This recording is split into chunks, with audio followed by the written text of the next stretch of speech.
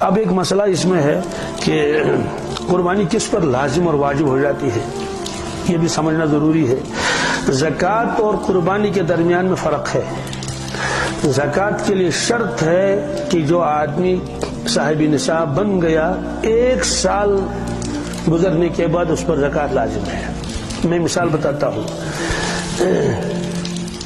ایک لڑکی کی شادی ہوئی، اس کے پاس کوئی پیسہ ویسا نہیں تھا، لیکن شادی کے موقع پر اس کو میکے والوں نے، سسرال والوں نے، اس کی سہیلیوں نے سونا دے دیا 5 لاکھ کا۔ کتنا؟ جب اس کا ہم نے دیا تو 5 لاکھ کا سونا۔ اب سوال ہے کہ تو 5 لاکھ تو اس کو 5 لاکھ کا سونا اس کے پاس ہے، وہ تو مالک بن گئی ہے، وہ تو اس کی ملکیت ہے، اور اس میں شوہر کا بھی کوئی دخل نہیں، بالکل نہیں۔ اب سوال ہے کہ وہ زکوٰۃ کب دے گی؟ کہتے بھائی 1 سال کے بعد۔ کیا؟ ابھی نہیں، 1 مہینے 2 مہینے، 1 سال جب گزر جائے گا۔ جیسے اس کی شادی جون میں ہوئی تو اگلے جون میں اس کی جو زکوٰۃ دینی پڑے گی۔ اگر اگست میں اس کی شادی ہوئی ہے تو سال جب گزر جائے گا چاند کے اعتبار سے، شرعی اعتبار سے، تو اس وقت اس کو زکوٰۃ دینی ہے۔ گویا نصاب کے اوپر سال کا گزرنا شرط ہے، لیکن قربانی کے لیے پہلی ذی الحجہ کو، دوسری ذی الحجہ کو ایک لڑکی کی شادی ہوئی یا صرف نکاح ہوا اور اس کو سونا دے دیا گیا، مہر دے دیا گیا، تو اس پر قربانی لازم ہو جائے گی۔ اس پر قربانی، حالانکہ بھی سال تو کیا، ابھی تو مہینہ بھی نہیں گزرا۔ کہتے ہیں قربانی کے لیے نصاب کے اوپر سال گزرنا کوئی ضروری نہیں ہے، بس ان 3 دنوں میں اس کے پاس مال ہو۔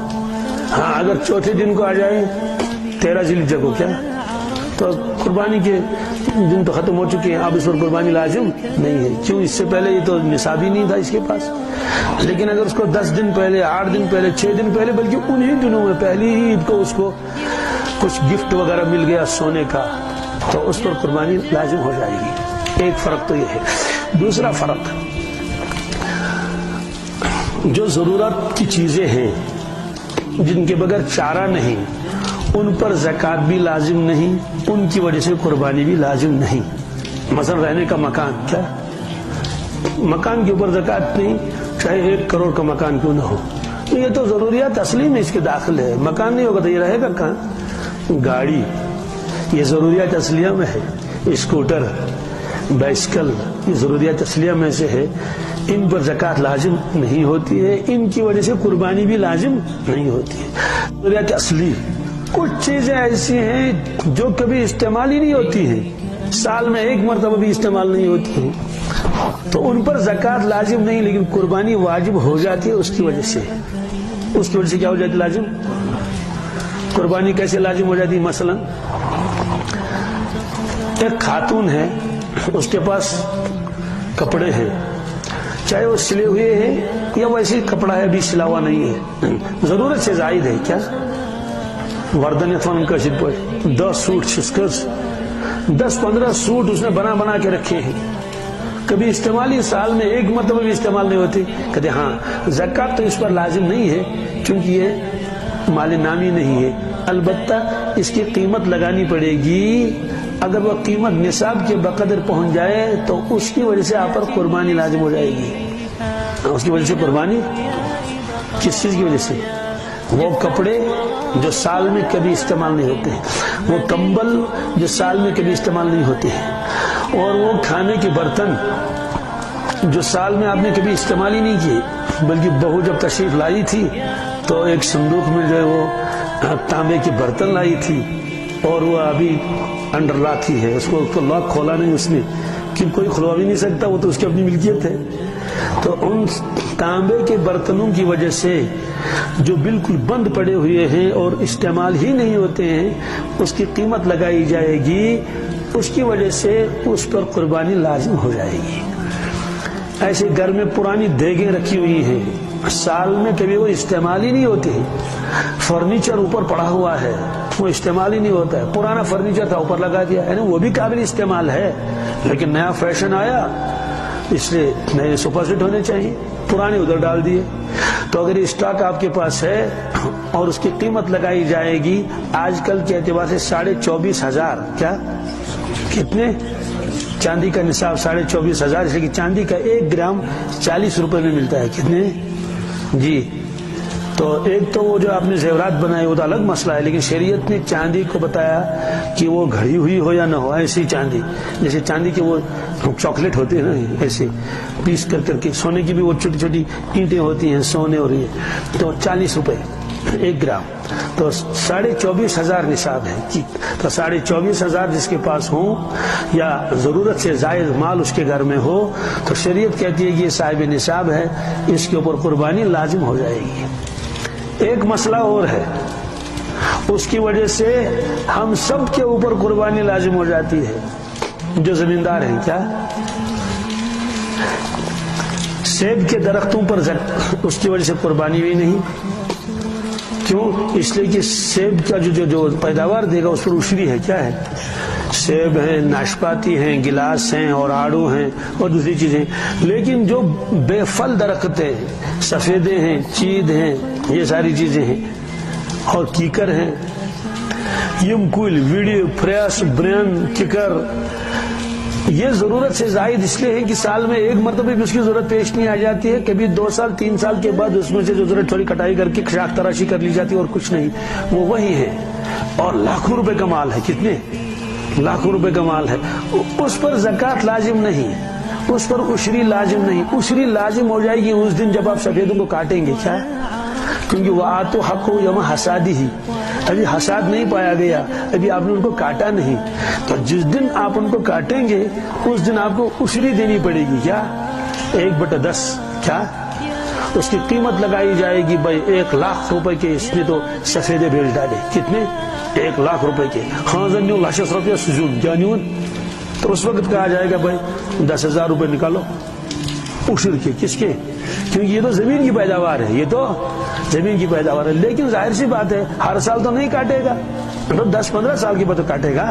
لیکن جو اس کے پاس تعمیر ہے اس کی وجہ سے اس پر قربانی لازم ہو جائے گی ہر سال. اس میں بڑی کوتاہی ہوتی ہے. آدمی سوچتا ہے کہ بھائی میرے پاس تو نقد ہے ہی نہیں، اس لیے میں کیوں قربانی کر لوں. تو ان تمام چیزوں کی وجہ سے قربانی اس پر لازم ہو جاتی ہے. چونکہ اہمیت نہیں ہے کس کی؟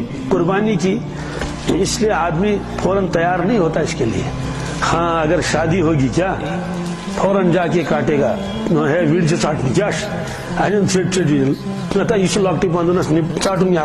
ضرورت ہے نا، تو گویا ضرورت کے وقت وہ خود جا کے اس میں سے کاٹ کے لاتا ہے. اور قربانی کا ثواب بھی کتنا ہے.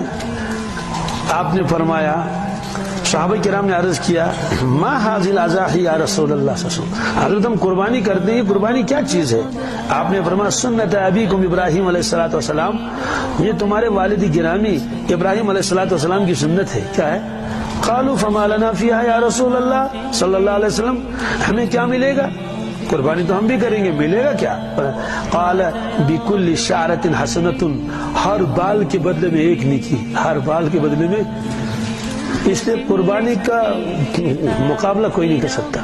اس لیے قربانی کے جانور کے اوپر بال کس نے گنے؟ آج تک کون گن سکے گا؟ گن بھی نہیں سکے گا.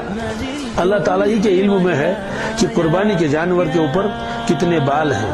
اور صحابہ نے عرض کیا، حضرت اون کے بارے میں کیا ہے؟ کیا اون کے بارے میں آپ نے فرمایا، بکل شعرۃ من الصوف حسنۃ، اون کے ایک ایک بال کے بدلے میں بھی ایک ایک نیکی اس کو مل جائے گی. آپ ذرا دیکھ لیجئے کتنا اون اس کے اوپر ہوتا ہے، اور ایک آدمی جو ہے وہ کتنا نقصان کرتا ہے بخل کی وجہ سے، اور وہ قربانی نہیں کرتا، اتنے کروڑوں نیکیوں سے وہ محروم ہو جاتا ہے. ایک مسئلہ تو یہ تھا. دوسرا اہم مسئلہ ہے کہ گھر کے اندر 10 افراد ہیں. کتنے؟ سوال یہ کہ 10 افراد ہیں، قربانی کس کس پر لازم ہے؟ قربانی کس کس پر لازم ہے؟ اس کا جواب یہ ہے کہ گھر کے تمام افراد پر قربانی لازم نہیں ہے، بلکہ شریعت کا حکم یہ ہے کہ ان میں مالک کون ہے. کیا مالکانہ حقوق کس کے ہیں، اور کس کے پاس اپنی جائیداد اور اپنی ملکیت ہے جس میں دوسرے کا کوئی دخل نہ ہو، تو ان پر قربانی لازم ہے. تو عام طور سے جو ہمارے گھر ہوتے ہیں، والدین ہوتے ہیں اور اولاد ہوتی ہے. اولاد تو بس پڑھ رہے ہیں ابھی جاب کی جو ہے وہ چکر میں ہے، اور جاب میں بھی نہیں مل رہا ہے، یا والد کے ساتھ کھیت میں کام کرتے ہیں، الگ سے کوئی ان کی جائیداد نہیں ہے، تو اس گھر میں جو مالک ہے، گھر کا مالک اور جائیداد کا مالک ہے، بس اس پر قربانی لازم ہے، اس پر قربانی ٹوٹل ایک آدمی پر۔ سوال ہے کہ جو اس کی جو اہلیہ محترمہ ہے، ہاں اگر اس کے پاس سونا ہے، مہر کے پیسے ہیں، ظاہر سی بات ہے جو خاتون 80 سال کی ہوگی اس کا مہر بھی موجود ہوگا، نہیں ہوگا نا، اور پرانی جو ہماری مائیں ہیں تو ان کے پاس تو زیورات بھی نہیں، اس لیے وقتاً فوقتاً یہ ان میں سے خرچ کرتے رہے، آج تو کچھ بھی نہیں، بہت لے دے کہ آپ دائر سنتھ کا اور کوئی تمنا بھی نہیں اب ان کی، تو ظاہر سی بات ہے تو ماں کے پاس بھی کچھ نہیں ہے، تو صرف والد صاحب ہیں، تو والد صاحب کے اوپر قربانی لازم ہو جائے گی۔ اس کی جو اولاد ہے، صغار ہیں یا کبار ہیں، چھوٹے ہیں یا بڑے ہیں، تو ان پر قربانی شرعاً لازم نہیں ہے۔ کیا کرتے ہیں؟ وہ پڑھ رہے ہیں، بس ٹھیک ہے، نہیں صاحب وہ تو کام کرتے ہیں، کھیت میں کام کرتے ہیں، والد صاحب کا ہاتھ بٹاتے ہیں، کہتے ہیں یہ ہیلپر ہیں، کیا ہیں یہ معاون ہے والد صاحب کے، مالک نہیں، مالکانہ حقوق کی نہیں، ان کے پاس ہے بھی نہیں۔ پھر دوسری بات ہے ان کے پاس پیسے بھی نہیں، یہ والد صاحب سے کرایہ مانگتے ہیں، والد صاحب سے فیس مانگتے ہیں، اسے ان پر بھی قربانی لازم نہیں۔ اچھا اگر یہ بالغ ہو گئے ہیں، کیا بالغ ہو گئے ہیں، ایک لڑکا دکانداری کرتا ہے، دوسرا ملازمت کرتا ہے، تیسرا جو ہے وہ کھیت میں ہی کام کرتا ہے، تو پھر یہ مسئلہ ہے کہ جو یہ دکانداری کرتا ہے والد صاحب نے دکان اسی کے نام کر دی ہے، یا یہ کہ والد صاحب اسے حساب لیتا ہے، تو والد صاحب اسے حساب لیتا ہے، ساری رقم وہ والد صاحب کے حوالے کر دیتا ہے اور اپنا جیب خرچ اٹھاتا ہے، کیا کیونکہ جیب خرچ ہوتا ہے نا، آج بھائی موبائل ہے اور آج اسکوٹر ہے اور دوسری چیزیں ہیں، بس اپنا جیب خرچ اٹھاتا ہے، کبھی 10,000 کبھی 5,000 کبھی 4,000 جیسی اس کی ضرورت ہے، بیوی کو بھی کبھی خرچہ دینا پڑتا ہے، لیکن باقی دکان والد کی ہے، کس کی؟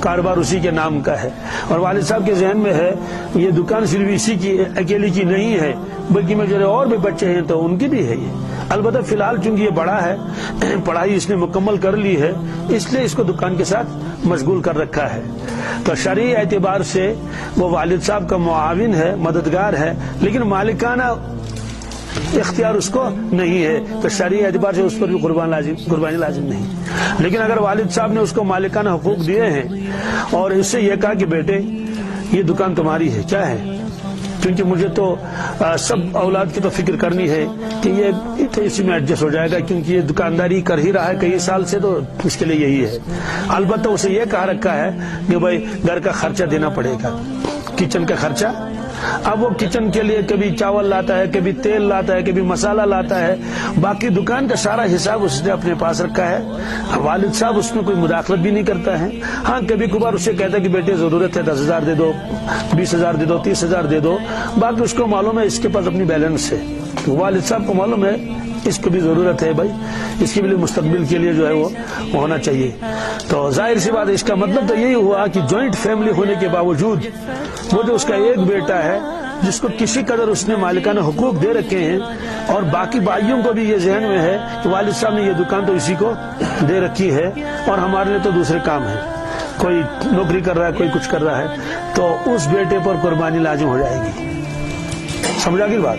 اچھا، اور اگر 3-4 بیٹے ہیں، اس کے اولاد ہے، اس کے پاس بیٹیاں بھی ہیں، تو ایک بیٹا اس کی شادی ہوئی ہے، اس کی شادی، تو بیٹے کو مالکانہ حقوق نہیں ہے، اس پر قربانی لازم نہیں ہے، کرے تو واہ واہ، لیکن جو اس کی اہلیہ محترمہ ہے، اس کی بیوی ہے، اس پر تو قربانی لازم ہے، اس وجہ سے کہ اس کے پاس تو سونا ہے، 2-3 لاکھ کا سونا اس کے پاس ہے، مہر کا 1,50,000 تو اس کے پاس ہے، تو چونکہ سال گزرنا بھی شرط نہیں ہے، ان دنوں میں جس کے پاس یہ سونا ہو تو اس پر قربانی لازم ہو جائے گی۔